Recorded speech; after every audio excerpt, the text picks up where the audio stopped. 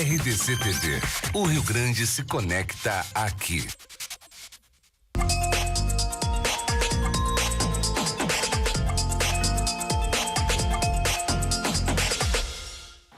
Olá, muito boa noite para você. A RDC TV está no terceiro dia da série de entrevistas com candidatos à majoritária nessas eleições de 2018.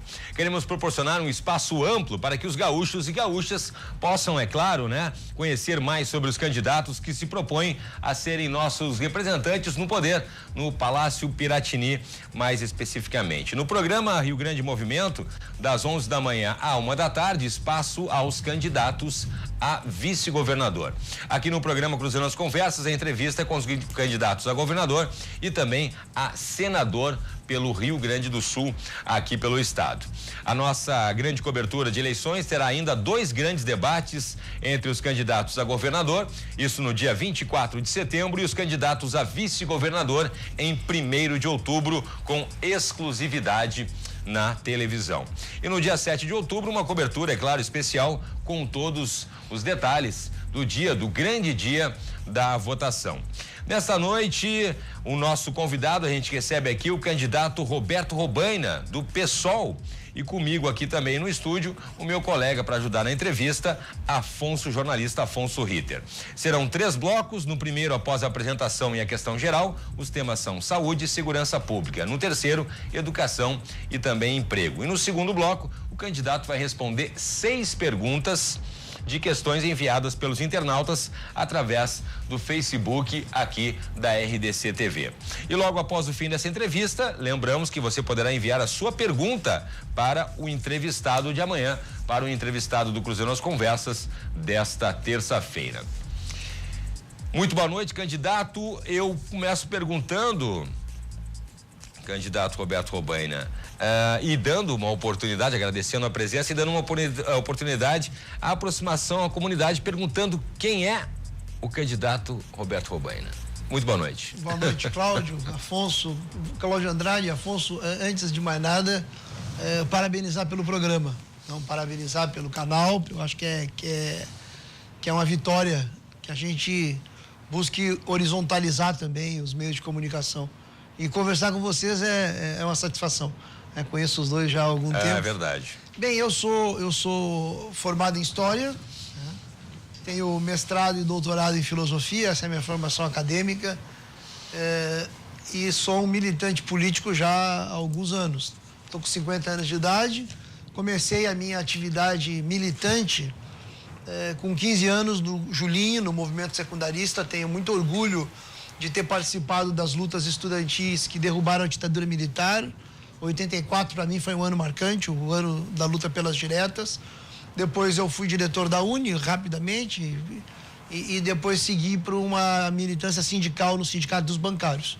Eu fui filiado no PT durante muito tempo. Eu fui de 1983 até 2003, eu fui do PT. Passei pela direção estadual do PT e pela direção nacional. Eu fiquei 7 anos na direção nacional do PT e eu saí do PT justamente no primeiro ano do governo Lula. Então, nós não concordamos, na época, com a orientação que a cúpula do PT imprimiu de alianças. Naquela época, vocês devem lembrar bem, Henrique Meirelles foi escolhido para ser o presidente do Banco Central. O PT aceitou um acordo com o PMDB e colocou o Sarney de presidente do Congresso Nacional. Naquele momento houve um acordo com o Renan Calheiros. Nós achamos que uma aliança com o PMDB não ia ser bom para o país e para quem tinha na militância uma ideia de luta pela igualdade, de luta por um compromisso com a classe trabalhadora. Esses setores são setores da oligarquia, O Sarney, oligarquia do Maranhão, o Renan Calheiros, oligarquia de Alagoas, e o Henrique Meirelles, um símbolo do sistema financeiro, dos interesses dos bancos. Não é à toa que o Henrique Meirelles hoje é agora não, mas foi ministro da Fazenda do Temer e agora é o candidato a presidente pelo PMDB. Nós não concordamos com aquela orientação e resolvemos fundar o PSOL para manter vivas bandeiras que nós tínhamos já começado a militar por elas nos anos 80. Então eu fui um dos proponentes da fundação do PSOL, a verdade é essa.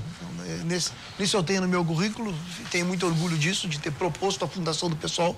no plano nacional, foi algo onde os gaúchos tiveram muito peso. A fundação do PSOL como um projeto nacional independente foi proposta a partir do Rio Grande do Sul. E, bem, a Luciana Genro foi a principal expoente disso, a Heloísa Helena, na época. Na primeira eleição, o pessoal teve de 2006, teve 7% dos votos, foi muito importante aquela eleição com a Heloísa Helena, que é minha amiga pessoal até hoje, né? E, bem, então, depois da fundação do PSOL, eu busquei representar o partido em disputas, além do trabalho de professor junto ao Emancipa, enfim, atividades políticas militantes. Eu representei o partido em algumas oportunidades, na eleição de 2006, que foi a primeira. Bem, agora eu sou vereador de Porto Alegre, né? Que eu acho que é uma atividade que me orgulha muito. Faz um pouco mais de um ano e meio que eu tenho a função de vereador, que eu acho que é um bom aprendizado, né? É um vereador na capital. Tive essa honra e agradeço pelos votos que recebi nessa oportunidade em 2016. E agora nós estamos representando o partido novamente nessa disputa num momento muito grave, né? Muito grave do país, muito grave do Estado. Uma crise... O Afonso Inter é mais velho que eu. Nós já estamos... O Cláudio, acho que não, é mais novo. 50. É 50, então é da mesma idade. É da mesma idade. Estamos juntos. Mas nunca teve uma crise tão profunda. A gente nunca viu, né? Ou seja, eu nunca vi, o senhor deve também não ter visto.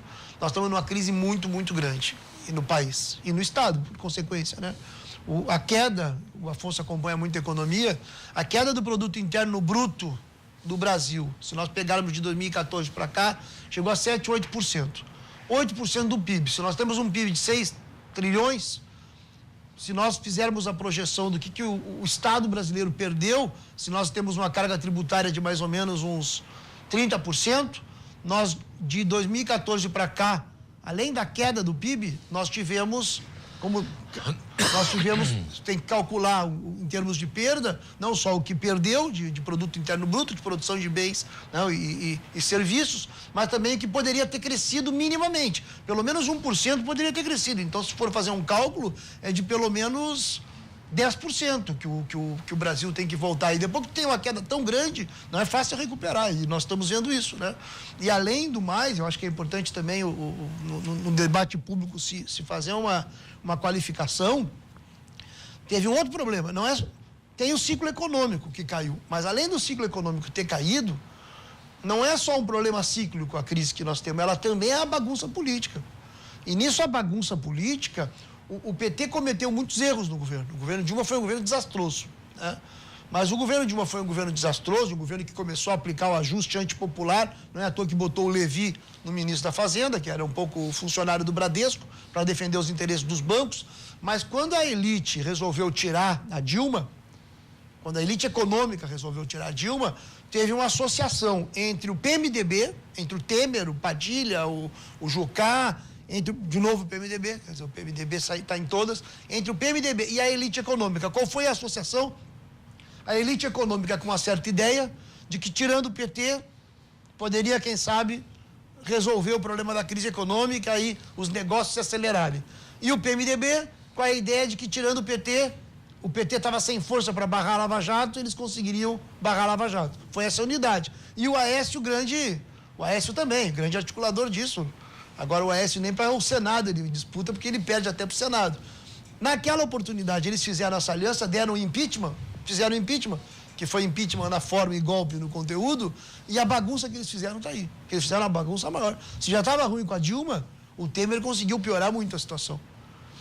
Afonso. Eu já estou entrando nos debates. Afonso, por favor. Boa noite, candidato. Obrigado. Estou brilhante como professor. Eu queria ver o que o senhor vai fazer no meio dessa bagunça toda.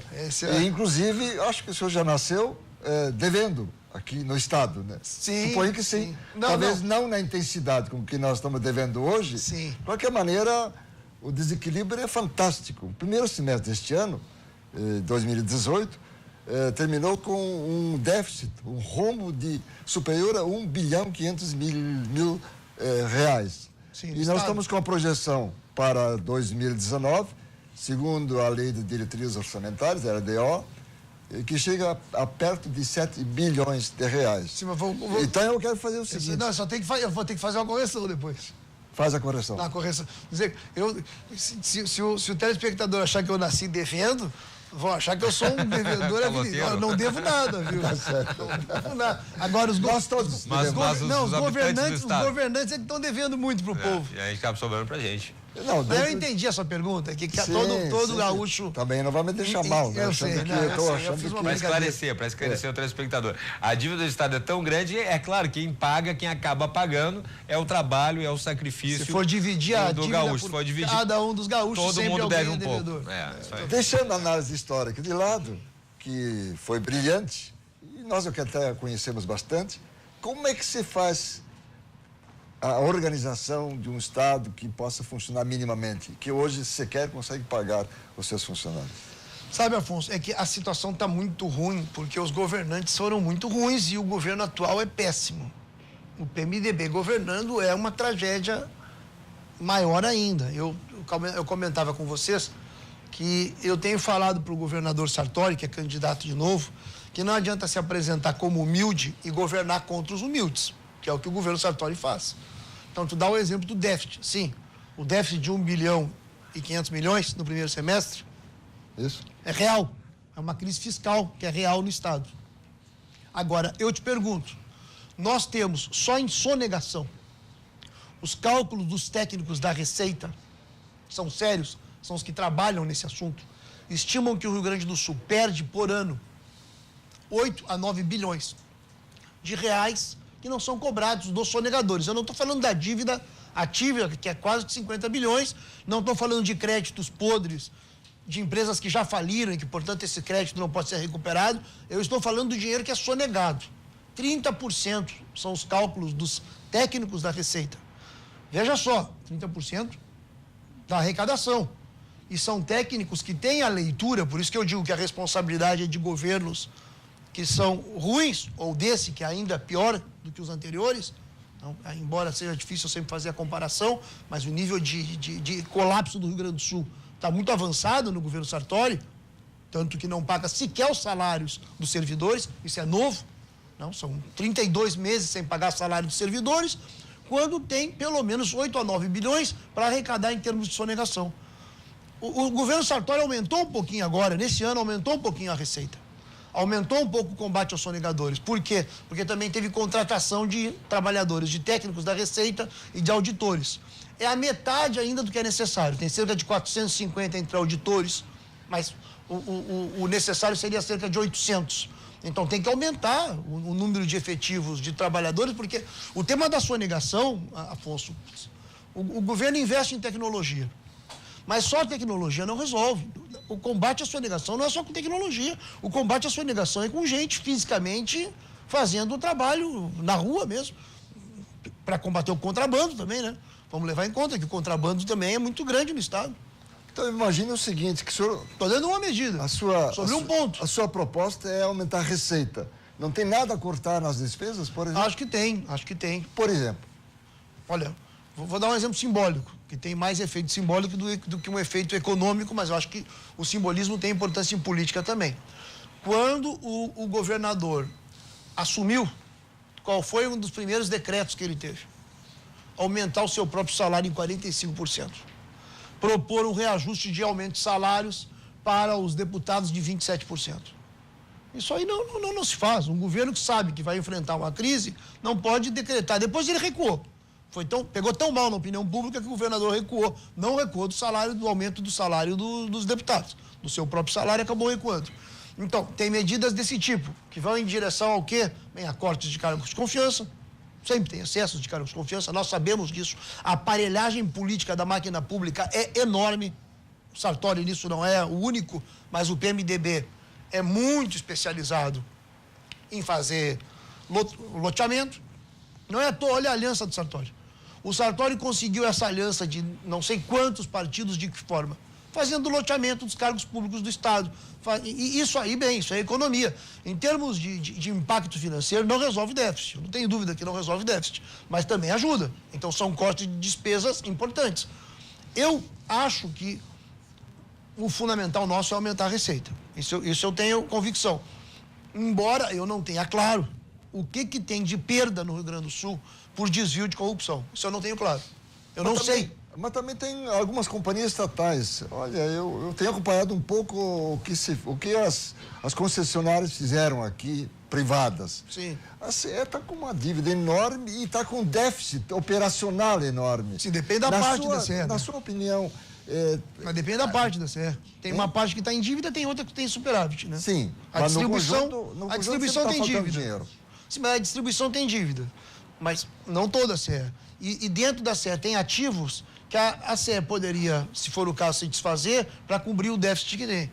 Eu acho ruim, Afonso, sinceramente, eu acho ruim que a energia no Estado não seja pública, não seja estatal. Por quê, hein? Porque eu acho que tu não tem controle de preços, entendeu?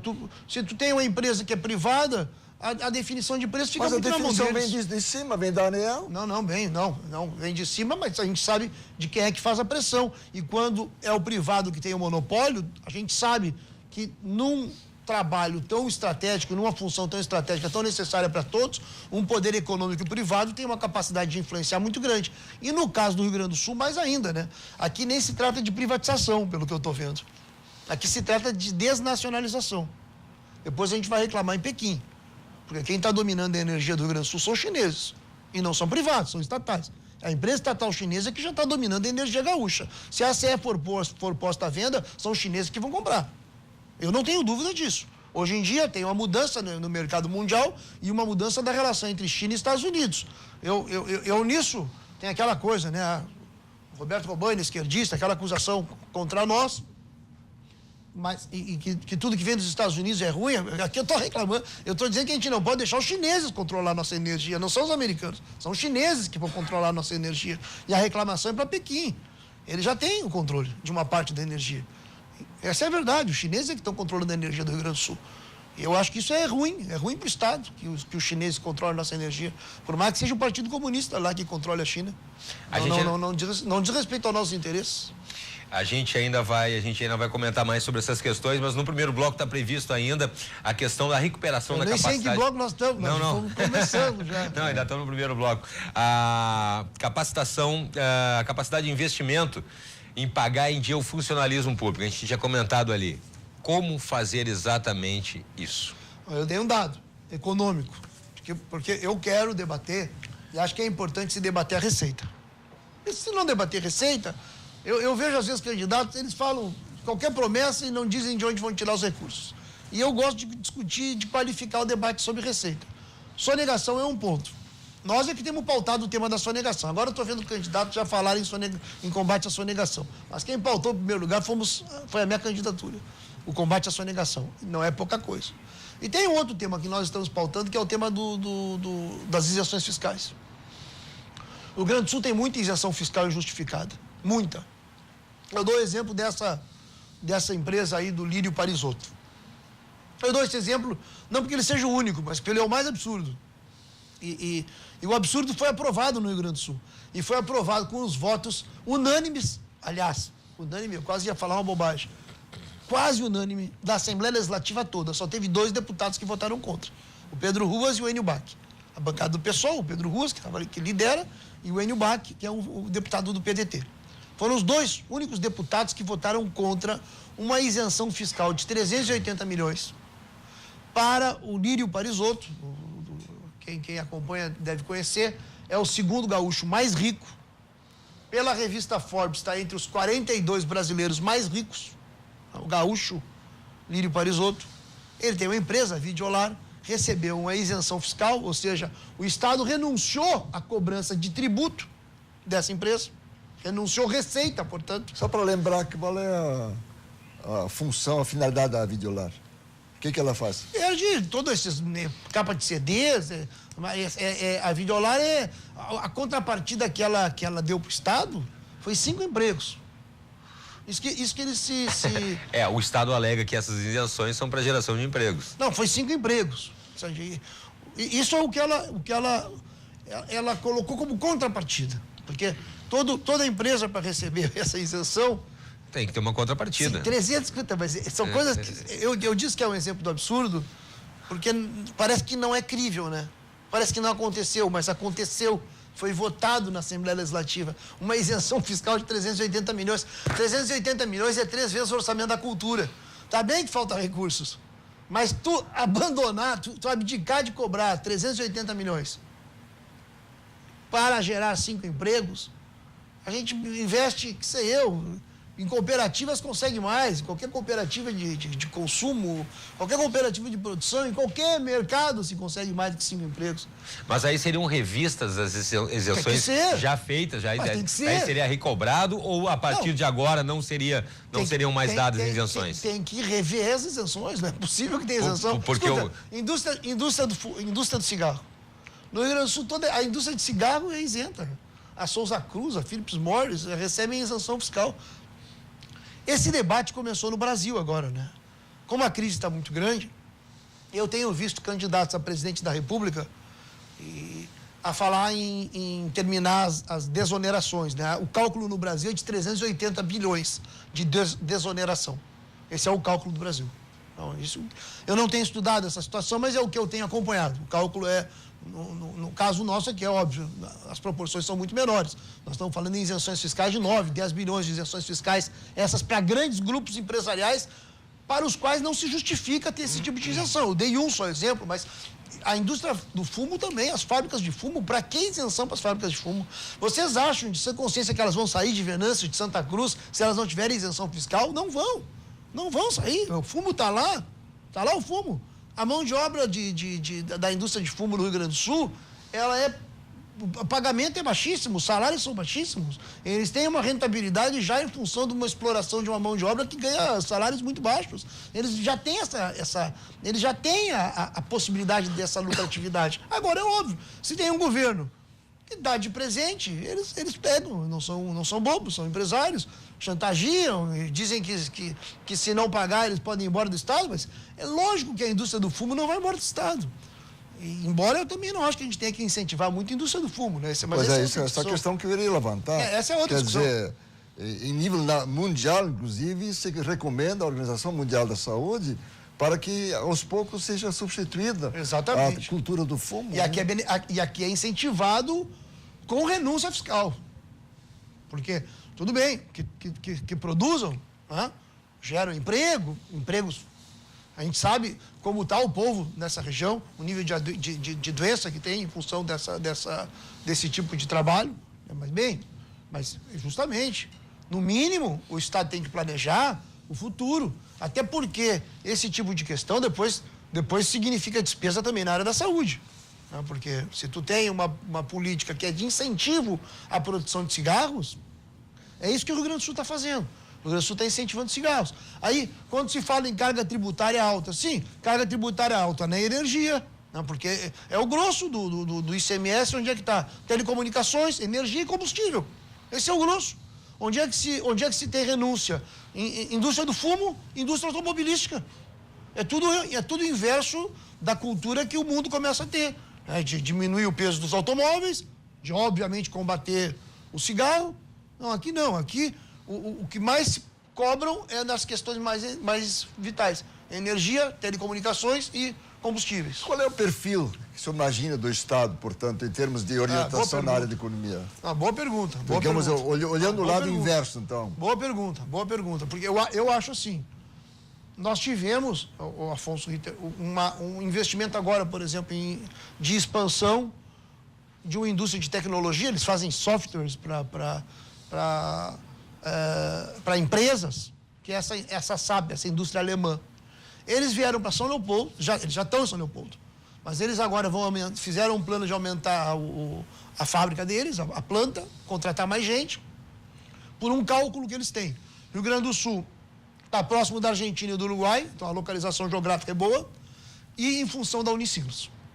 Então eles fizeram um cálculo que tem uma mão de obra mais ou menos qualificada, que vale a pena o investimento. Eu acho que nós temos que apostar nisso. Tem mais de 1.000 empregados, inclusive. Exatamente, é fortíssima, é poderosa essa empresa, é muito poderosa. Aqui, estou falando, né? Hã? Estou falando de São Leopoldo. Sim, em São Leopoldo, isso mesmo, em São Leopoldo. Mas eu acho que esse tipo de perfil, empresas de tecnologia, nós temos que tentar o Estado. E nós temos ainda um polo universitário. Nós temos. A educação está em decadência no Rio Grande do Sul. Está em decadência. Os dados todos indicam isso. O Rio Grande do Sul está caindo. Como parte da decadência geral do Estado também, na parte da educação nós estamos piorando. Mas o nosso nível universitário ainda é bom. A PUC é uma grande universidade, a Unicinos é uma grande universidade, tem a URGS, nem se fala. Tem uma certa expansão, tem a UFPEL, tem a Católica em Pelotas, tem em Passo Fundo. Nós temos um campus universitário que permite que se tenha algum nível de política para, pelo menos, atrair investimento nessa área. Porque, do contrário, o que é a preocupação que nós temos? Macroeconômica, é óbvio que isso são tendências muito gerais, né? Porque a indústria do fumo, para te fazer a reconversão, é difícil. Na região de Santa Cruz, Venâncio, é difícil reconverter, porque já tem, são anos e anos. Mas eu sou preocupado que nós só dependa do agronegócio. Tio. Nós estamos, eu tive um debate sobre isso, cada vez mais é soja só. A exportação, soja. O pequeno proprietário, não é só o grande, é o pequeno. Porque a soja é fácil de vender. Então, o sujeito faz um investimento, ele tem a garantia de que ele vai receber, porque a soja é mais fácil. E tem ainda isenção de impostos, que é outro tema. Mas o Rio Grande do Sul vai aumentando a monocultura, vai aumentando, e vai ficando dependente de um tipo de produto, as estimativas do Ministério da Agricultura, não é do pessoal do Ministério da Agricultura, é que nos próximos 10 anos, a produção de arroz e de feijão no Rio Grande do Sul vai diminuir. Tudo vai para a China, inclusive da soja. Tudo vai para a China. Novamente os chineses, né? O sobrão que é com os chineses, está aí de novo os chineses. Vamos continuar falando dos chineses no próximo bloco, a gente tem que terminar, a gente tem que encerrar esse primeiro bloco aqui. Mas é um instante só, em 2 minutinhos, nós estamos de volta com Cruzando as Conversas, você não sai daí um instante só.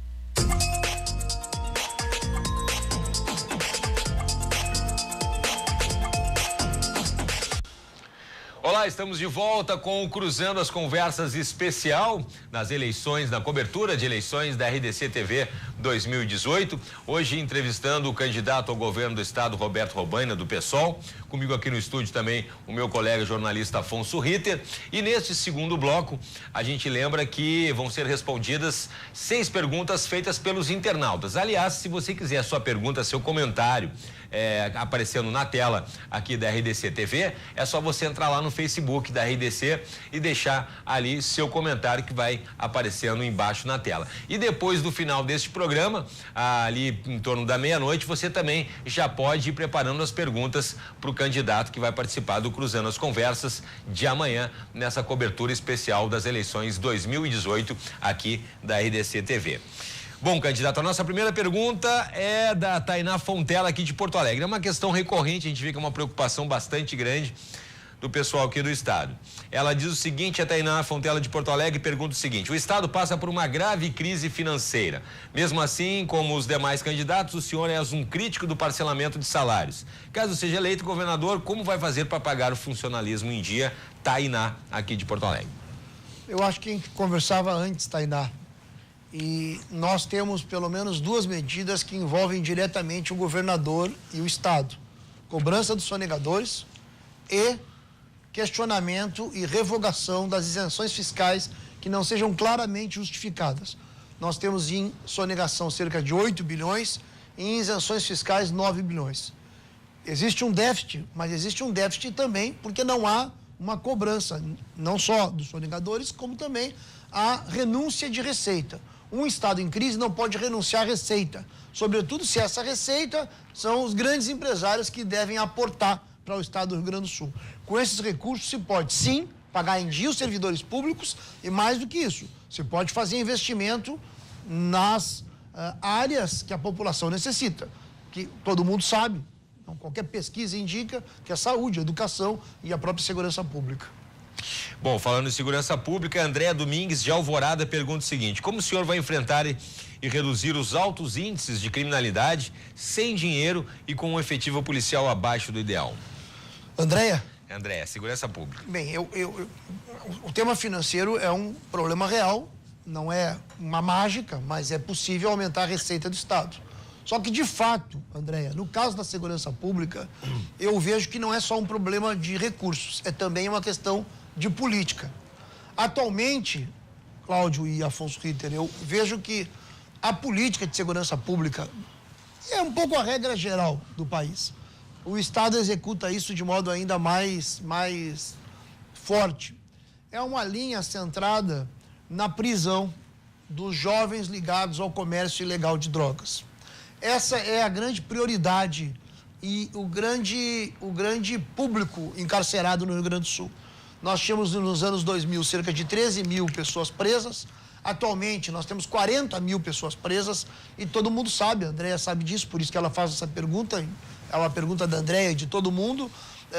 Nós temos uma situação piorada, a segurança pública piorou muito. Se é algo que piorou muito nos últimos anos, é a insegurança. Então, o que eu penso? Eu penso que um governo tem que priorizar os crimes contra a vida. Tu não tem como resolver todos os problemas de segurança pública. Não, é impossível qualquer governo resolver todos os problemas. O governo tem que ter prioridade. Eu creio que a prioridade é latrocínio, feminicídio, homicídio. No presídios nosso do Rio Grande do Sul, os nossos presídios do Rio Grande do Sul, a população carcerária ligada ao comércio de drogas é de 30%. Os ligados ao homicídio é 3%.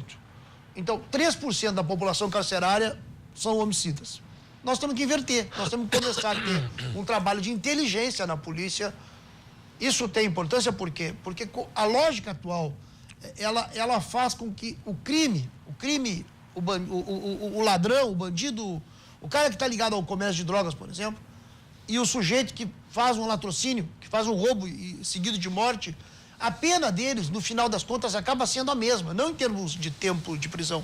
Mas o sujeito vai para o presídio, esses presídios são controlados pelas facções, o sujeito fica lá, rapidamente se forma como mão de obra das facções que controlam os presídios. Hoje em dia, não há dúvida que as facções controlam os presídios do Rio Grande do Sul. E, de uma certa forma, com essa política de segurança pública, nós estamos fornecendo mão de obra barata e em grande escala para as facções criminosas. Eu creio que nós teríamos que mudar a prioridade da política de segurança pública. Eles só controlam os presídios ou controlam também as pessoas fora dos presídios através dos celulares? Como é que é? Controlam só os presídios ou também as pessoas que estão fora dos presídios? A questão do pessoal controlar de dentro dos presídios. As duas coisas. As duas coisas. Pois mas o que se faria nesse caso? Não, esse é o problema. Tu tem que começar a mudar o perfil. Nós estamos com o sistema carcerário do Rio Grande do Sul, está superlotado. Isso aí ninguém questiona. Mas não dá para isolar os presídios? Isolar? Sim, no sentido de eles não comandarem do presídio as Tudo pessoas bem, estão fora isso é o básico. Construir mais presídios. Não, isso é o básico, mas isso é o que não ocorre. Hoje não ocorre isso. Então, a pergunta tem que ser por que não ocorre? Qual é o nível de colaboração que o governo tem, que linha política o governo tem para não controlar os presídios? Veja bem, Afonso Rita, nós temos um caso em São Paulo, o candidato a presidente da República. O PSDB em São Paulo fez um acordo com o PCC. Isso é o que todos os estudiosos da área de segurança pública dizem. Houve um acordo com o PCC em São Paulo para garantir um pouco mais de segurança nas ruas. Bem, o que eu estou dizendo? O Rio Grande do Sul, nós estamos indo para uma situação no Rio Grande do Sul onde o Estado já perdeu a governabilidade sobre os presídios. Isso já é um fato. Não vou fazer agora uma análise de por quê. Esse é um fato. Os presídios devem ser controlados pelo Estado? Obviamente que os presídios devem ser controlados pelo Estado. A questão é como que se vai chegar a isso. Se nós não mudarmos a política de segurança pública, nós vamos enxugar gelo. Por quê?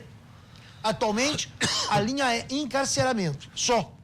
Não tem inteligência, não tem qualificação, não tem prioridade dos crimes contra a vida. Não tem presídio também, né? Não, além de não ter presídio. Presídio. Além de não ter presídio, mas o fato de que não tenha presídio deve nos levar a uma reflexão, porque simplesmente dizer, não, vamos aumentar a quantidade de cadeias, que é necessário também, evidente que tem que ter quando não tem presídio. Agora, o que se faz? O Estado está em crise.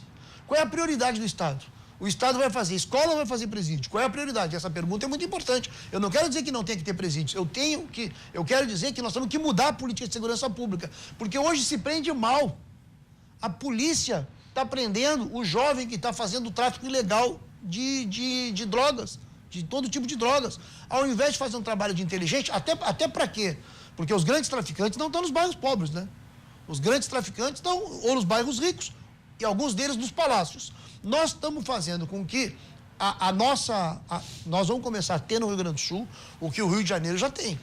O Rio de Janeiro, essa política de ter como centro a questão das drogas, no Rio de Janeiro a polícia já se ligou com o tráfico. Então, o Brasil tem esse problema, é evidente, que tem a ver com legislação nacional. Esse debate sobre a questão das drogas da impunidade, é uma legislação nacional. Não cabe os Estados Unidos estão discutindo, Portugal está discutindo, o Uruguai está discutindo, é um tema nacional, e o governo do Estado não pode, não tem gerenciamento sobre a legislação nacional, mas o governo de estado tem capacidade de orientar a polícia. Orientar a polícia centralmente no trabalho de inteligência. Se a polícia não tiver trabalho de inteligência, não dá.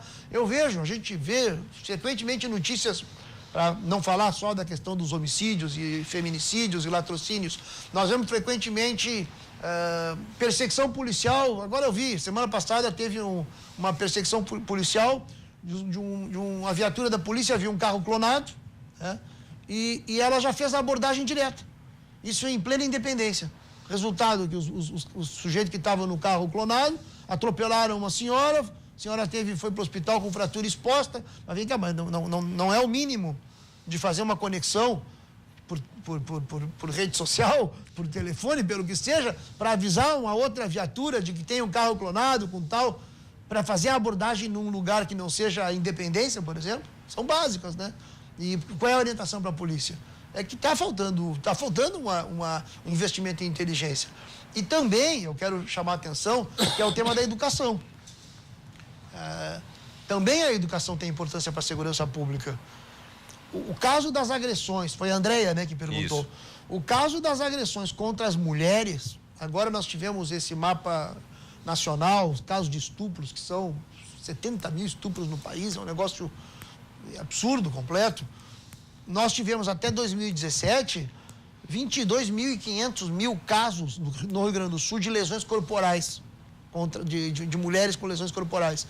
E as agressões contra as mulheres, no caso, por isso a educação também tem muita importância, elas são, em geral, efetuadas por gente da própria família, ou por namorado, por tio, entendeu? As agressões, isso tem muita importância. Portanto, uma educação geral, empoderar as mulheres para que as mulheres denunciem, fortalecer a Patrulha Maria da Penha e também casas de acolhimento das mulheres. No Rio Grande do Sul só tem 2 casas de acolhimento das mulheres. Uma que é oficial e a outra que é aquela Mirabal, que é uma casa de acolhimento que não chega a ser oficial, mas que é de um pessoal que fez aquela ocupação naquele prédio que ficou conhecido como Lanceiros Negros. Eles fizeram aquela ocupação num prédio ali da ladeira, que fazia 10 anos que não tinha nada, estava abandonado. Teve um despejo muito violento da ação da polícia, com gás lacrimogêneo, com bomba. Saíram de lá, o prédio agora segue abandonado de novo, mas daí teve uma outra ocupação na Duque, e o pessoal que fez a ocupação na Duque começou a organizar um trabalho de assistência às mulheres que a própria Defensoria Pública reconhece como um lugar para pelo menos orientar as mulheres para poder ter algum lugar de defesa. Isso é importante também, né? Ter uma casa de passagem para que a pessoa possa ficar minimamente abrigada contra a ameaça de violência. Então, segurança pública é um tema complexo, exige muitas medidas, mas eu creio que é uma prioridade. A responsabilidade maior é do governo estadual, de planejar, de pensar, e hoje, infelizmente, sabemos que está muito abandonada. Não é de agora, a segurança pública vem se deteriorando, mas deu um salto. Deu um salto, a crise agravou-se muito. A pergunta agora é da Olga Francisca da Silva, de Charqueadas.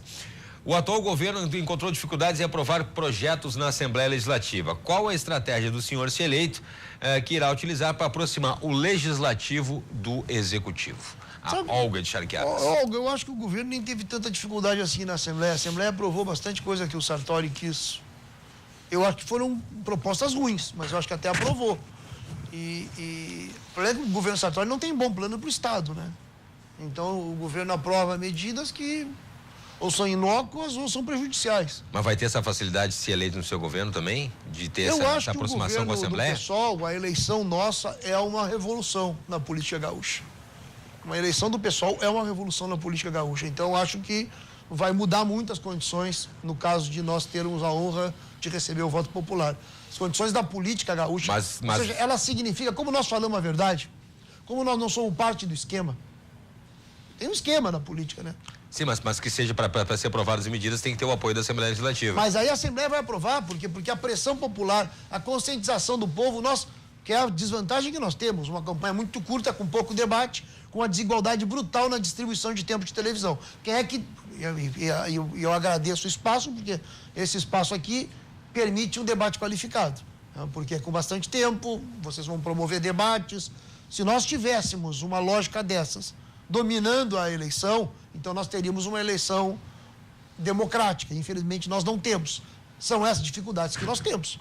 Porque nós apostamos muito numa tomada de consciência dos problemas. Então, quando, por exemplo, é muito fácil só prometer sem dizer de onde vão ter os recursos. Nós apontamos onde vão ter os recursos. Agora, quando nós apontamos onde vão ter os recursos, nós criamos inimizades. Porque quando nós falamos, eu falo aqui abertamente, de uma empresa como a Videolar, cujo dono é o segundo homem mais rico do Rio Grande do Sul, digamos que não é muito simpático para o segundo homem mais rico do Rio Grande do Sul. Quer dizer, então nós acabamos arranjando uma certa... Né? Essa ideia de onde tirar os recursos. O que acontece hoje em dia? Hoje em dia tiram recursos da onde? Tiram recurso do povo.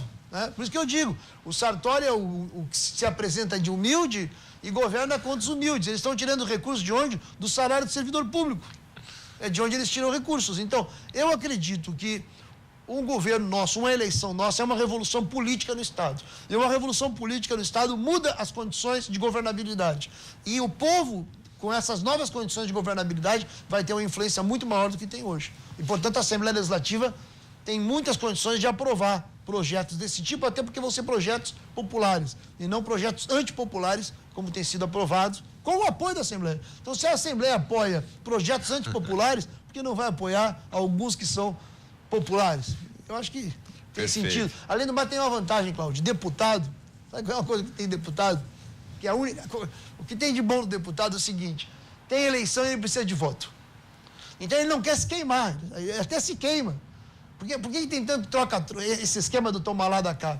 O deputado, para votar contra o povo, ele quer algo em troca. Acontece muito isso, nós sabemos que acontece muito isso. Para ele se queimar, ele quer algo em troca, quer cargos, quer poder, quer dinheiro, porque numa outra eleição é mais difícil eleger. Então, o deputado, senão, por que nós podemos fazer um governo que não seja um governo que fica oferecendo benefícios para deputado? O senhor me reconheceu agora que a sua proposta, a proposta pessoal é uma revolução. É. Você acha que o povo vai votar numa proposta tão diferenciada? Não. Ou vai ser um processo lento? Não, depende. O tempo, sabe que o tempo às vezes se acelera e às vezes demora. Pode se acelerar. A nossa aposta é numa aceleração. Nós temos a desvantagem, o tempo é curto, né? E o espaço de debate é pequeno. Isso eu reconheço que é uma enorme desvantagem. Nós temos uma enorme desvantagem. Por isso que eu digo que nós temos uma democracia falsa. A nossa democracia é falsa. A nossa democracia é feita para que não haja mudança. E nós somos uma posição de mudança. Quando tu tem um sistema cuja lógica é não mudar, e a tua proposta é uma proposta de mudança, é evidente que tu sai em desvantagem. Porque tu sai contra o sistema. Tu está contra a lógica do sistema. Então, nós defendemos uma outra lógica. Agora, qual é a nossa vantagem? A nossa vantagem é que, na hora da urna, quem vota é o povo e não o sistema. Então, o povo tem a possibilidade de fazer algo diferente e de mudar. E nós, nisso, apelamos ao povo para que mude e que não vote naqueles que sempre governaram. Mas a sua proposta tem sido sempre minoria. É verdade. Acredita que um dia vai ser maioria? E olha a situação que nós estamos. A minha proposta, eu reconheço, tem sido minoria. E olha a situação que a proposta majoritária tem nos levado. Olha a situação. Posso te dar toneladas de exemplos e fazer avaliações de vários governos, que foram os governos ou do sistema diretamente, ou daqueles que aceitaram entrar no jogo do sistema.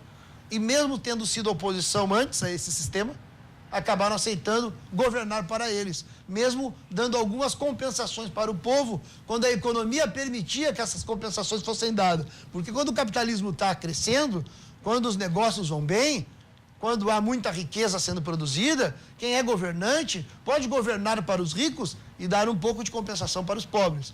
Quando a economia começa a cair, os ricos exigem tudo para eles. E aí as medidas compensatórias diminuem, que foi a troca de comando na economia brasileira, na política brasileira, de novo tirando o PT, porque o PT conseguia a base social para governar, porque o PT governava para os ricos e dava compensação para os pobres. Era o Lula que dizia. E o Haddad agora disse de novo, era um jogo ganha-ganha. Todo mundo ganhava. Os bancos ganham, só que o que não dizem eram as proporções do ganho, né?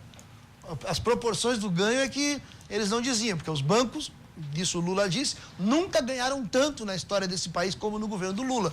Mas havia algum nível de medida compensatória, algum nível, havia Bolsa Família, que as elites sempre denunciavam, não pode ter Bolsa Família, pode ter Bolsa Banqueiro, Bolsa Família não pode ter.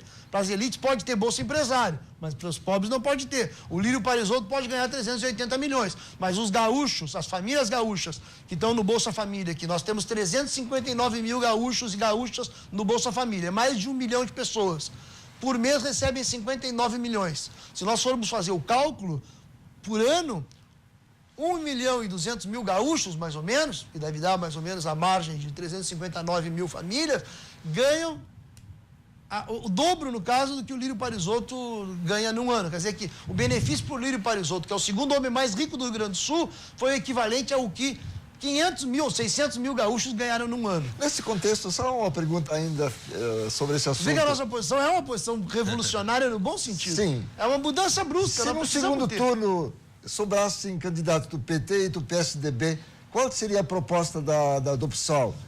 Apoiaria quem? Ou ninguém? Não. Essa hipótese é uma hipótese que eu não gosto de discutir, porque nós estamos no primeiro turno. De qualquer forma, eu te digo, nós estamos num quadro nacional, todo mundo sabe, o Bolsonaro, por exemplo, é um quadro nacional que nós vamos derrotar o Bolsonaro de qualquer jeito, no plano nacional. Nós não temos nenhuma dúvida de que o Bolsonaro é um inimigo... É o inimigo dos espaços democráticos. O Bolsonaro não quer mais que tenha espaço de debate. Ele representa isso. Então, nós somos uma posição minoritária, é verdade. Por quanto tempo? Espero que o mais rápido possível nós deixamos de ser. Por que eu espero que o mais rápido possível a gente deixe de ser? Porque as propostas que são majoritárias, as propostas do sistema, estão levando o país a uma catástrofe. Nós já estamos numa situação ruim e a situação pode piorar.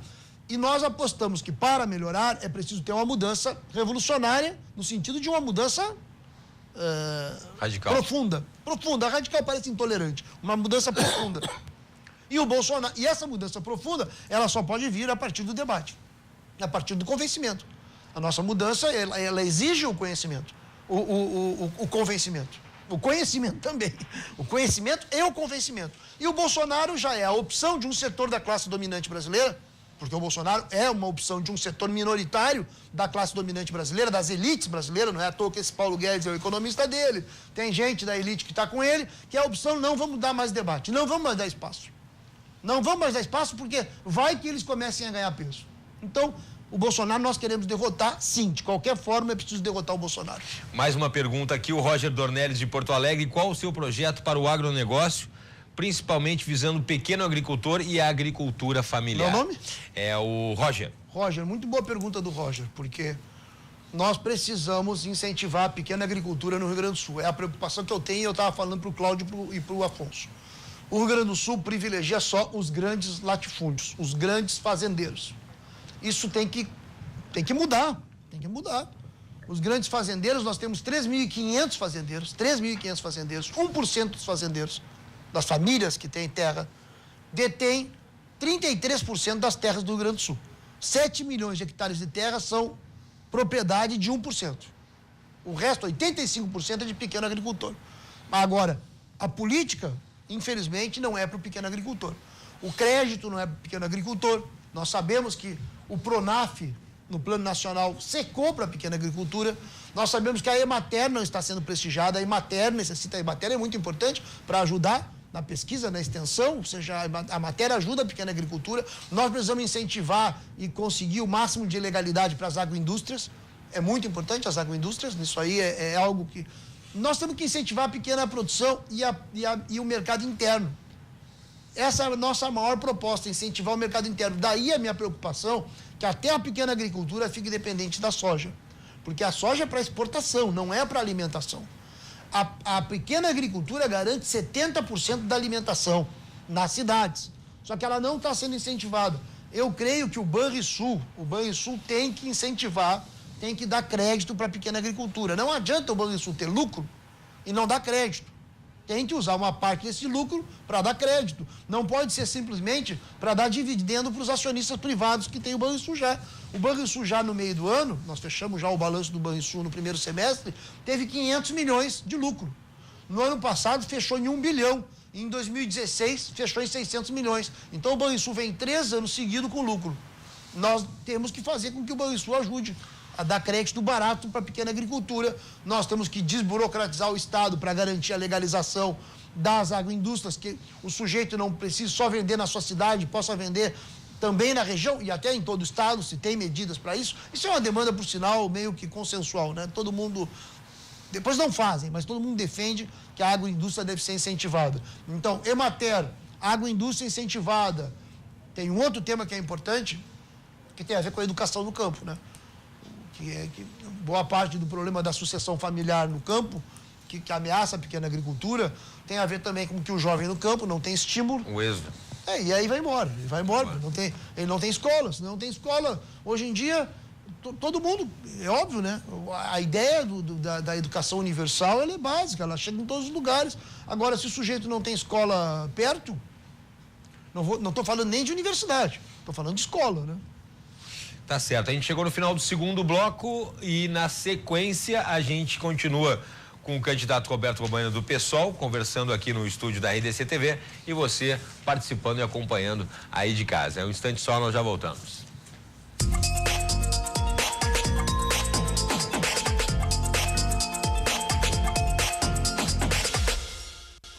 Estamos de volta com o Cruzando as Conversas especial nessa cobertura da RDC TV das eleições 2018. Para você que começou a nos assistir agora, hoje estamos entrevistando o candidato ao Palácio Piratini, Roberto Robaina do PSOL.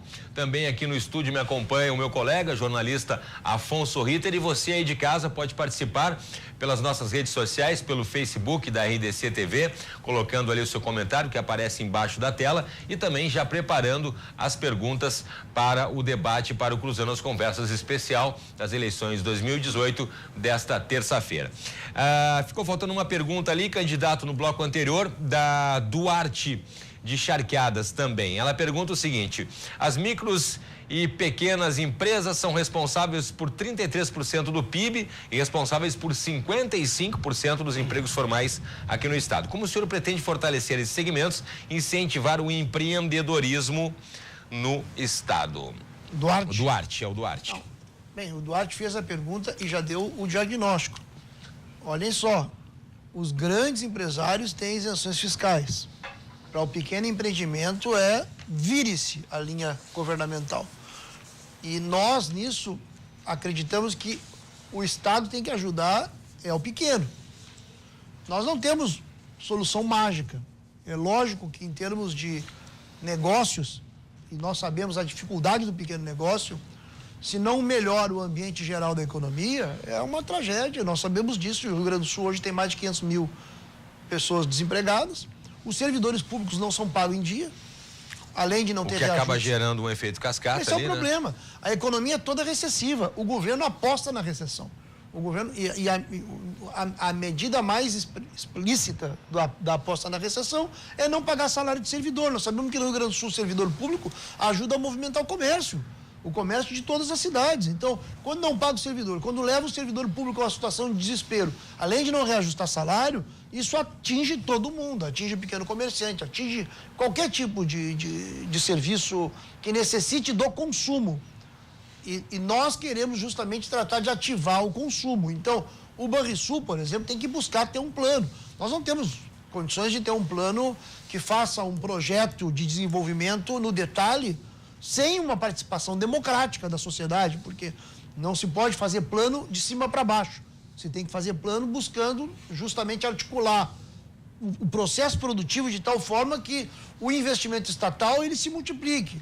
Achar a multiplicação desse investimento estatal exige um estudo regional, setorial, mas melhorando o ambiente de negócio é uma forma também do Estado ajudar. Como é que se melhora o ambiente de negócio? Bem, no caso específico, primeiro pagando em dia o salário dos servidores, permitindo que os milhares de servidores tenham um mínimo de planejamento para poder consumir. Segundo, tem que ter política de segurança pública para garantir minimamente que tenha algum nível de distensionamento, porque a sociedade está, hoje em dia, um perigo constante em qualquer lugar. Então, até a vida noturna, o passeio de final de semana, está tudo isso mediado pelo temor. Então, comércio que atrai. Nós estamos com uma situação muito de achatamento da vida social. Então, nós achamos que dá para fazer um plano que seja um plano de incentivar a cultura, fazer da escola um lugar atrativo. Então, buscar as comunidades, fazer com que as comunidades melhorem o seu ambiente, são formas de ajudar o pequeno empreendedor. Evidentemente que também, eu creio, mas isso não é um problema de ter uma solução mágica, porque não tem como ter uma solução para todo nível de empreendedorismo que existe. Mas o Estado tem a obrigação de dar crédito para o pequeno. Eu acho que, ao invés de isenção fiscal, eu dava o exemplo do Lírio Parisotto, uma isenção fiscal de 380 milhões para gerar 5 empregos. Isso não se justifica. Agora, isenção fiscal de pequenas empresas, ou, sobretudo, nesse caso, crédito, em geral, os pequenos são os melhores pagadores. Microempreendedor. São os melhores pagadores. Nós temos que buscar usar o Badesul, o Banrisul. Não é um problema de saber exatamente que quantia, mas tem que ter um plano para ajudar o pequeno. O senhor estava falando antes sobre a questão das escolas, da educação. Tem uma outra bronca também no estado do Rio Grande do Sul, que é a questão do magistério. Né? Como é que pretende? Vai pagar o piso? Uma pergunta aqui de todos aqui. Vai pagar o piso nacional? O piso é uma obrigação. Para os nossos professores? O piso é uma obrigação. Nacional? Mas a primeira delas é pagar em dia os salários. E tem que ter um plano de recuperação. O piso é uma obrigação, tem ações da justiça. O pagamento do piso, ele levaria... Nós, hoje em dia, o orçamento da educação está entre 8 e 9 bilhões, né? Então, na verdade, o orçamento da educação é mais ou menos equivalente à sonegação de impostos no Estado. Então, para te poder dobrar o orçamento, nesse caso, teria que realmente ter um combate à sonegação muito efetivo. É o único caminho, né? Então, aí entra a questão das receitas. Eu acho que esse compromisso com o piso, ele é necessário. Porque hoje, o que acontece? Hoje, o professor ganha o completivo, né? E esse completivo não tem nenhuma resultante no plano de carreiras, porque, na verdade, o que estão demolindo do magistério é o plano de carreira, ao não pagarem o piso. Porque o piso não é alto, R$ 2.500, não chega a R$ 2.500. O piso é baixo, na verdade. O piso do magistério é pequeno. E para nós melhorar a educação, não adianta só valorizar o professor em termos salariais, mas tem que ter valorização dos professores em termos salariais, né? O básico de 40 horas é R$ 1.260. Nem a minha vice é professora, né? A Camila Goulart é professora, candidata a vice, e ela conhece muito melhor do que eu essa realidade, né? Os professores hoje estão trabalhando 60 horas semanais, se vira... O nível de doença no magistério aumentou muito, porque o sujeito ganha tão pouco. E nas escolas, o professor ele tem que resolver tudo, né? O professor é o... Pai, mãe. E as crianças, às vezes, chegam nas escolas sem alimentação. Às vezes, na escola é o único lugar que tem alimentação.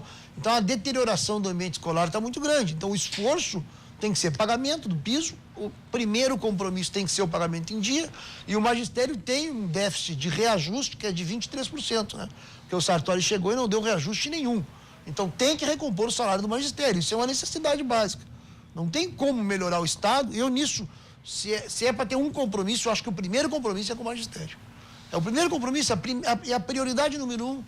Tem que ter uma prioridade com os professores, porque a educação, ela é transversal. Na educação, além de melhorar a educação, além de ter uma política que o Afonso perguntava, que matriz, como é que o Rio Grande do Sul pode se desenvolver? Eu não tenho dúvida, a única saída para o Rio Grande do Sul ter um desenvolvimento mais sustentável, que não seja dependente só da monocultura da soja e que nós transforme o nosso estado num lugar onde o campo vai sendo envenenado, onde a pequena agricultura vai morrendo e onde nós fiquemos cada vez dependente de um produto que hoje pode ter mercado, mas amanhã não sei, é ter um processo de prioridade na educação, nas universidades, no básico. Para mim, essa é a essência de um plano para o futuro, digamos assim, não é? É um plano para o futuro. Nós temos que apostar na educação. A educação melhora a segurança pública.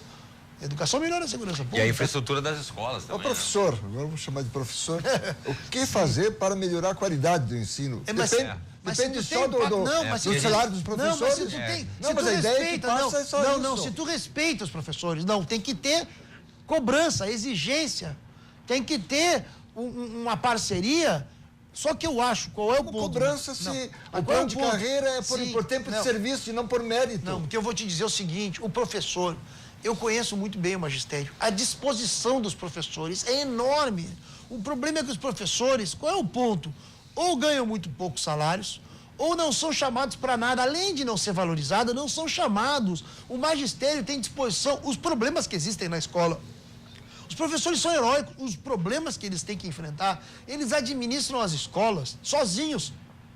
As escolas abandonadas, o governo não dá nada. E são os professores que garantem a escola, os professores e os funcionários da escola.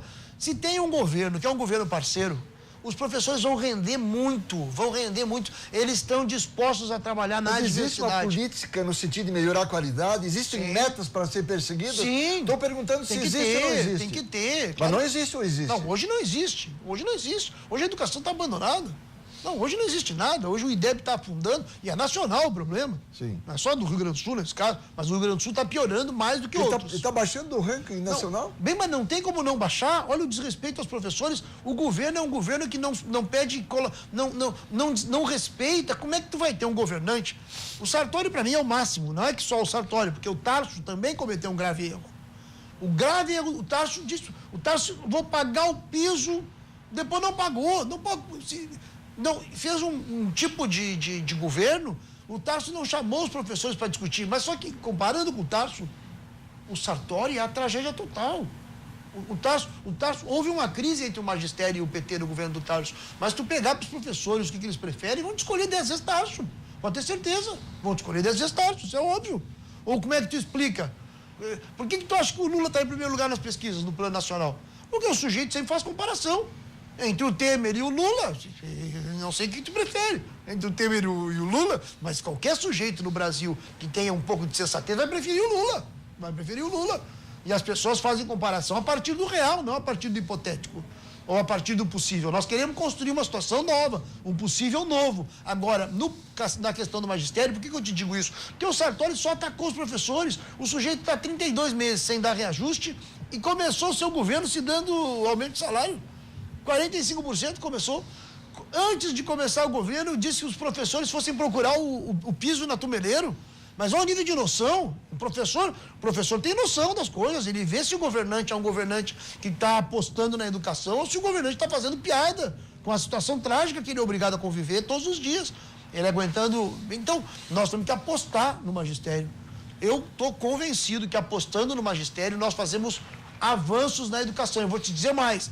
Nós temos chances nas nossas escolas de não só apostar no magistério, apostar na comunidade escolar, nos pais, no pessoal do próprio bairro. Se nós levarmos para dentro das nossas escolas capoeira, dança, rap, se nós fizermos das nossas escolas um lugar de resistência cultural também, isso vai incentivar a educação formal, porque um sujeito que começa a se interessar pelo rap, ele começa a se interessar por letras de música, ele vai começar a se interessar por português. Se o sujeito começa a se interessar por dança, ele vai se interessar pelo trabalho, pela relação coletiva. Nós temos que incentivar a nossa juventude. De qualquer maneira, eu queria te fazer uma pergunta. Primeira pesquisa, e a única que nós temos sobre a intenção de voto, o Sartori tem o dobro do segundo lugar. Tem 19% de segundo lugar. E o segundo lugar tem 8%. Sim, isso vai mudar ou o povo está enganado? Eu acho que a pesquisa... O Ibope não faz pesquisa, o Ibope faz política. Vamos convenhamos. O Ibope é política. O Ibope faz essas pesquisas para um jornalista experiente como tu ficar citando a pesquisa. Como se fosse uma fonte importante para decidir a eleição. Mas então faz uma pesquisa, mostra uma outra pesquisa. Faz uma pesquisa. Mostra uma outra pesquisa. Eu vou primeiro ganhar na loteria, para depois contratar o instituto para fazer uma pesquisa favorável para mim. Eu acho que isso aí não é assim. Eu acho que o Sartori está muito... Eu não acho que o Sartori esteja bem, ao contrário. Acho que o Sartori está mal, muito mal. E acho que o Sartori não ganha eleição. Mas isso nós vamos ver logo, né? O que eu estou fazendo é a crítica. Por que eu estou fazendo a crítica? Porque nós temos outra proposta. E a proposta nossa é uma proposta de parceria com o magistério. E eu estou te dizendo isso por quê? Porque está relacionado com a melhoria dos índices também, da capacidade. Porque não é só um problema de valorizar em termos salariais, é de ter um compromisso para fazer uma revolução na educação. Nós podemos fazer isso. Isso é o desafio que está posto para nós. Nós queremos governar para isso. A prioridade nossa é a educação. Nós temos, na verdade, em termos políticos, nós sabemos que segurança é um tema que se pode melhorar sem recursos. Sem muitos recursos. Educação necessita de política nova e de recursos. Posso fazer duas perguntas? Pois não. Não, mas, desculpe. Não, só pra gente não deixar de falar da saúde também. Mas pode fazer. A pergunta não é ligada à saúde. Nós temos 14 minutos ainda de programa. Eu vou fazer duas perguntas numa só, mas que seja breve. Um raciocínio rápido, Temos se possível, 14 minutos. Né? A primeira, sobre ainda incentivo fiscal. Como é que ficaria o Rio Grande do Sul numa guerra fiscal se ele não abraça, de repente, com incentivo algum grande empreendimento? O empreendimento não só é importante por causa da geração imediata de trabalhos, de emprego, de vagas. Qual é o empreendimento que O você contrário, né? Não. Atrair investimentos para o Exatamente Estado, né? isso. Não, às vezes um grande empreendimento gera tanta riqueza empregos, que é, digamos, o efeito secundário, que não é o efeito imediato que se gera. A segunda pergunta é relativamente à burocracia. Eu não consigo fazer nenhuma entrevista com o candidato sem falar na burocracia. Que é um inferno. Porque isso oprime a todos nós. É verdade. E imagine também na situação do Estado. Eu gosto muito de uma figura usada por um dos candidatos, de que as propostas deveriam ser na forma do imposto de renda, sejam declaratórios. E depois o Estado é que vai controlar, eu não estou falando dos projetos complexos, mas dos projetos simples. Depois o Estado vai ver se ele está executando, se ele falou a verdade ou não. O imposto de renda sabe muito bem que eles são rigorosos. Se não declarou alguma coisa que depois descobrem que não declarou, que era preciso declarar, vem a multa e vem todo esse processo. Sim, senhor. Eu acho que na Bahia, onde tem o governo do PT, inclusive, né, que inclusive parece que está com boas perspectivas de reeleição, tem esse tipo de política. Como é que tu vês essas duas coisas?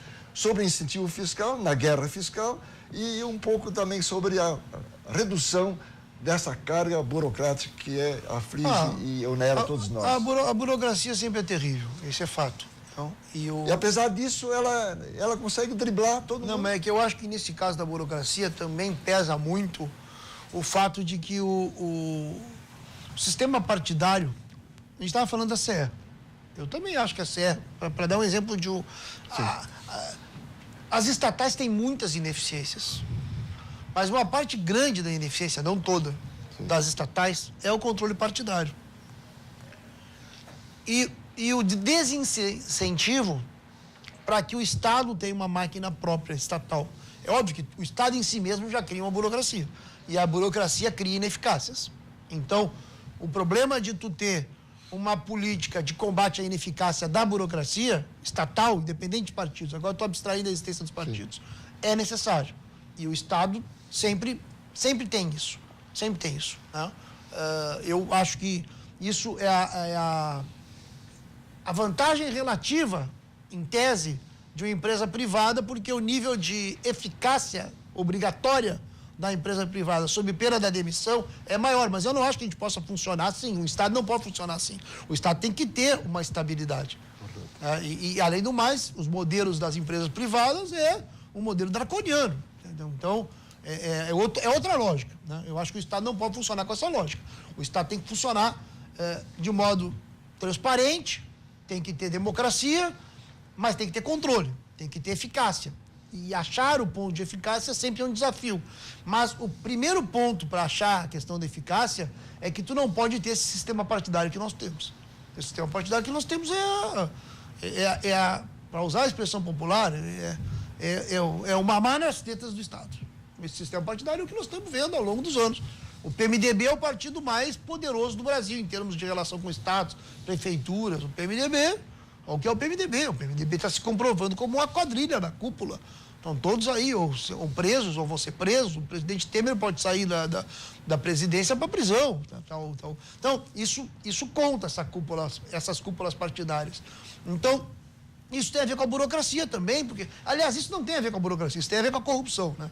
Não é nem burocracia. Burocracia é outra coisa. Burocracia é um conceito mais weberiano mesmo, não é? Mas então tem que ter essa política. E sobre isenção, eu digo uma coisa para ti. Eu não acredito que o Estado possa renunciar recursos. Porque a tributação, ela é alta. Na energia, nos combustíveis, tanto que na greve dos caminhoneiros apareceu que aqui no Rio Grande do Sul os preços dos combustíveis, a incidência dos tributos, inclusive, piorava a situação dos combustíveis no Estado, nas telecomunicações. É alta a carga tributária. E a carga tributária é alta para quem? Para a classe média e para a classe trabalhadora. Tu dava o exemplo do imposto de renda. Isso é óbvio que é nacional o problema. Mas o imposto de renda no Brasil é uma vergonha. O sujeito que ganha... O máximo é 27. Então, quem ganha 300 mil, e tem muita gente que ganha 300 mil, 500 mil por mês, tem. As pessoas não sabem que tem. As pessoas, a lógica normal é o sujeito achar que quem tem 10 mil de salário é rico. Mas rico mesmo é quem tem 300 mil, 400 mil, e tem a minoria. Esses não pagam imposto. Milionário no Brasil não paga imposto. Se tu tem um carro, tu paga o IPVA. Se tu tem um helicóptero, tu não paga imposto nenhum sobre o helicóptero. Avião, iatezinho, tu não paga nada. Então, a carga tributária no Brasil é para penalizar trabalhador, pobre e classe média. Além do mais, porque ela é sobre o consumo, não é sobre a renda. Então, tu tem que ter uma mudança da política tributária no Brasil. Tu estava falando da guerra fiscal, o Brasil tem que ter uma revolução tributária. Para que os ricos é que paguem. No Brasil, quem paga é trabalhador, quem paga é pobre, quem paga é classe média, o tributo no Brasil. No Brasil, agora estão começando a discutir cobrança sobre dividendos, que é o básico. Que, por sinal, é um gaúcho que está fazendo essa pauta, né? Quem levou essa pauta para o debate nacional de mudança de cobrança sobre dividendos, sobre os dividendos é quando o sujeito recebe o lucro da empresa, ele recebe o lucro da empresa para gastar, consumo normal. Ele não é o lucro da empresa que vai ser reinvestido na empresa, é só o lucro. O dividendo não taxar isso, como não vai taxar dividendo? Tem que taxar. Só o Brasil e a Eslovênia não pagam, não taxam dividendo no mundo. Nos Estados Unidos cobram dividendo. É 15% sobre a taxação sobre dividendo. Tu não tem dividendo, imagina, não deve ter. Não. Afonso Ritter, eu não sei. Mas eu não tenho, tá? Eu não tenho dividendo, tá? Espalha. Eu não tenho participação nos lucros das empresas. Eu não tenho mesmo. Mas o sujeito, se tem a participação nos lucros das empresas, dá para dar uma contribuição para o próximo, né? Para o bem público. Nos Estados Unidos, essa contribuição é de 15%. Se no Brasil fosse cobrado 15% sobre dividendos, os cálculos é de 400 bilhões de distribuição de dividendos, nós poderíamos ter uma receita de 60 a 70 bilhões. Um gaúcho pautou isso. O Sérgio Gobetti, é um economista do IPE, pautou, até o Alckmin já está falando de taxar dividendos. O Ciro fala, o Boulos fala, na disputa presidencial. Então, sobre a questão da guerra fiscal, isso tem que terminar, a guerra fiscal no Brasil. Tem que ter uma política nova. A cobrança dos impostos tem que ser no destino e não na origem, em primeiro lugar. Senão não tem como terminar a guerra fiscal. A bandalheira que a cobrança é na origem, o sujeito fica chantageando os estados para garantir isenção fiscal. Agora, eu acho que no nosso caso não tem problema nenhum. Isenção fiscal para a indústria do fumo, eles não vão sair de Santa Cruz, Venâncio, eles estão lá, estão estabelecidos. E para atrair investimento, minha aposta é a atração de investimento de empresas de tecnologia ligadas às universidades do Rio Grande do Sul. Nós temos que apostar nesse modelo, no incentivo à pequena empresa, no pequeno agricultor, nas cooperativas de consumo, nas cooperativas de produção, nas cooperativas de crédito e no pagamento para os servidores públicos poder ajudar a fazer com que o consumo das famílias aumente, porque a grande forma de resolver a recessão, e o Brasil sempre foi assim, é incentivar o consumo das famílias. Nós não falamos sobre saúde, mas só queria deixar claro minha pergunta. Quando eu falei em declaração de imposto de renda, eu quis dizer o seguinte, que a autoridade tem que confiar em quem propõe o projeto. Depois ele vai verificar se esse quem propôs está mentindo ou não. Quer dizer, a confiança, nós estamos no outro lado, ou seja, nós desconfiamos, as autoridades desconfiam de todos. Por isso que exige uma burocracia, enfim. É isso. Mas isso no pequeno empreendimento, a burocracia para o pequeno empreendimento, porque para o grande não tem, Afonso Ritter. Para o grande não tem, isso é só para o pequeno. Eu estou falando de burocracia, né? Sim, mas eu estou dizendo que para os grandes não tem burocracia, os grandes mandam. Infelizmente, os grandes mandam, as grandes empresas mandam. Tanto é assim que eu estou te dando esse exemplo absurdo da Assembleia Legislativa. O exemplo absurdo da Assembleia Legislativa é aprovar uma isenção fiscal de 380 milhões para um sujeito que a contrapartida dá 5 empregos. Tu acha que quem é que manda? É o rabo que tá balançando o cachorro, não é o contrário. É o grande grupo empresarial que está controlando os políticos. Bom, o programa está chegando ao final, infelizmente. Nós temos cerca de 3 minutos, candidato Roberto Cobaina. E a pergunta é a seguinte, em 3 minutinhos. Tá bom, mas 3 minutos tem muito. Eu vou ter 11 segundos na TV.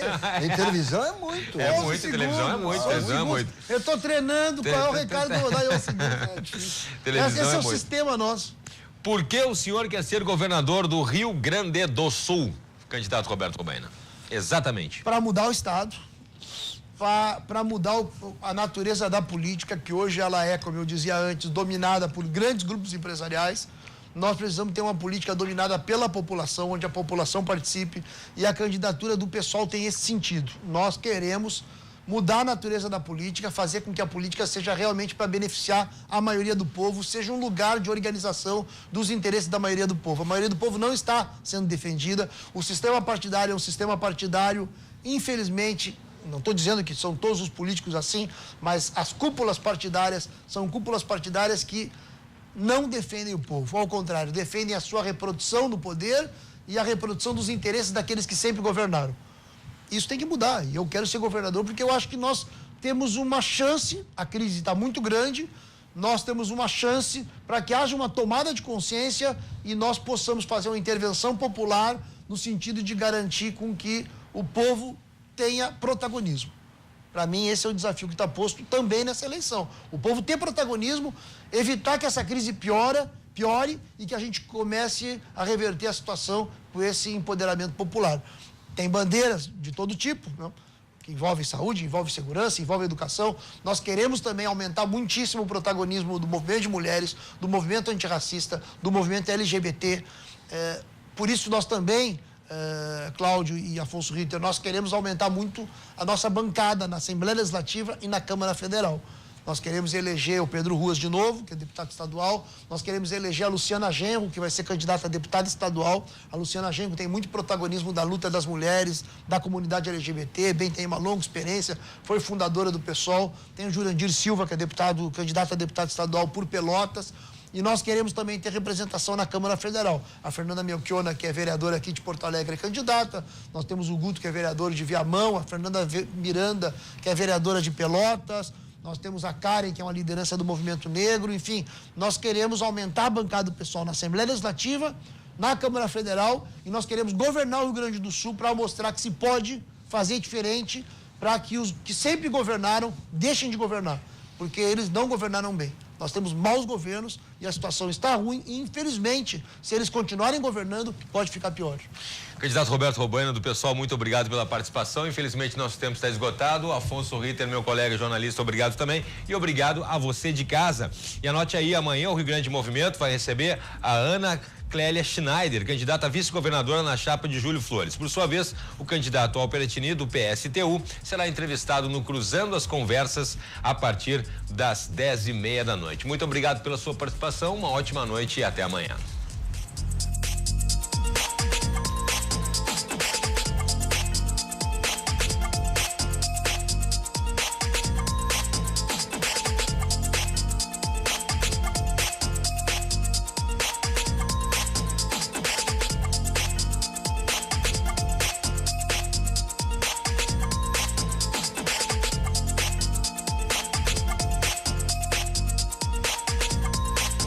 RDC TV, eleições 2018. Na primeira cobertura de eleições da nova TV do Rio Grande do Sul, os gaúchos vão ter informações e programas com debates e entrevistas inéditas, que sempre foram sonegadas da televisão. Dia 24 de setembro, amplo debate com os candidatos a governador do Rio Grande do Sul. Dia 1º de outubro, debate com os candidatos a vice-governador.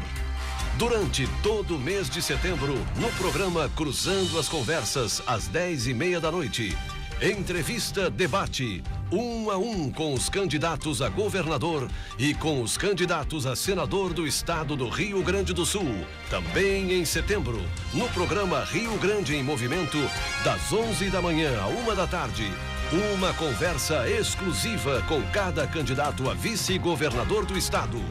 E de segunda a sexta, às 10 da noite, no Jornal da RDC, o acompanhamento diário das eleições. Dia 6 de outubro, durante toda a programação da RDC TV, das 9 da manhã à meia-noite, todas as informações da votação do primeiro turno. E dia 7 de outubro, dia da votação, das 6 da manhã até a meia-noite, programa especial só de eleições. A votação nacional e o acompanhamento das agendas, a votação, as entrevistas com os candidatos, o voto a voto no TRE. A apuração e a festa dos 2 candidatos gaúchos que irão para o segundo turno. Eleições 2018, na RDC TV. Tudo isto ao vivo para você. RDC TV. O Rio Grande se conecta aqui.